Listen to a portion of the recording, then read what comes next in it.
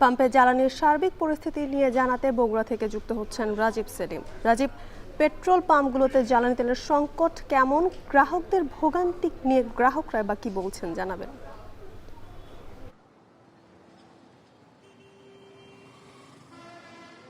জ্যোতিকা, সারা দেশের মতোই বগুড়াতেও তেল নিয়ে বেশ কিছুদিন ধরে ভোগান্তির সৃষ্টি হয়েছে। যারা ভোক্তা রয়েছেন তারা পাম্পে এসে তেল পাচ্ছেন না। বগুড়ার যে পাম্পগুলো রয়েছে তার কিছু পাম্পে তেল দেওয়া হচ্ছে, আর কিছু পাম্প চাহিদা অনুযায়ী জ্বালানি তেল না পাওয়ার কারণে সেগুলো বন্ধ রয়েছে। আর আমরা দেখেছি যে পাম্পগুলোতে তেল পাওয়া যাচ্ছে, সেই পাম্পগুলোতে যারা ভোক্তা রয়েছেন তাদের দীর্ঘ সারি দেখেছি আমরা।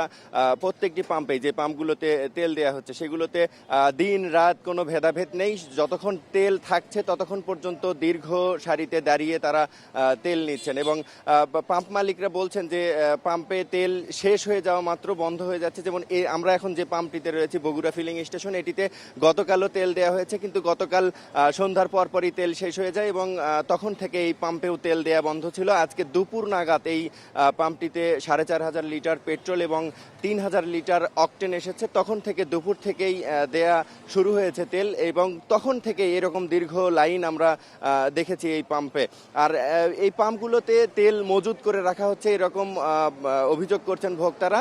সে কারণে আসলে আজকে বগুড়া জেলা প্রশাসনের ঊর্ধ্বতন কর্মকর্তারা এবং নির্বাহী ম্যাজিস্ট্রেট সহ বগুড়ার 3 মাথা এবং 4 মাথা এলাকায় যে পাম্পগুলো রয়েছে সেই পাম্পগুলোতে তারা পরিদর্শন করেছেন এবং মজুত করা হয়েছে কিনা সেগুলো পরিদর্শন করেছেন।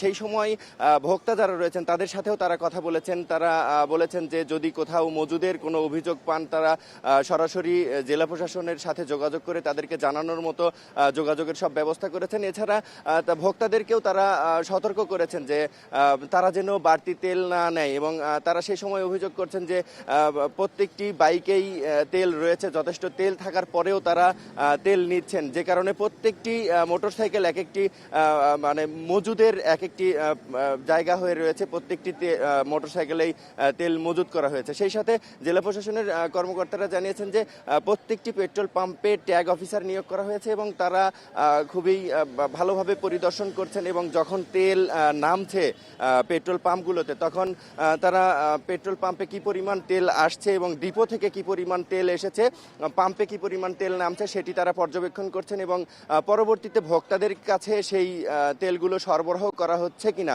সেটিও তারা নজরদারিতে রাখছেন। এবং এইভাবেই সংকট নিরসন সম্ভব হবে বলছেন তারা, এবং তারা বলছেন যে আসলে সেরকম কোনো সংকট নেই, কিন্তু মানুষের অধিক চাহিদার কারণে আসলে সংকট সৃষ্টি হয়েছে। জেলা প্রশাসন কর্মকর্তারা এমনটি জানিয়েছেন আমাদেরকে। এই ছিল আমার কাছে বগুড়া থেকে জ্বালানি তেল নিয়ে সব শেষ খবর। জ্যোতিকা, বগুড়ায় জ্বালানি তেলের সংকটের খবর জানাচ্ছিলেন সহকর্মী রাজীব সেলিম।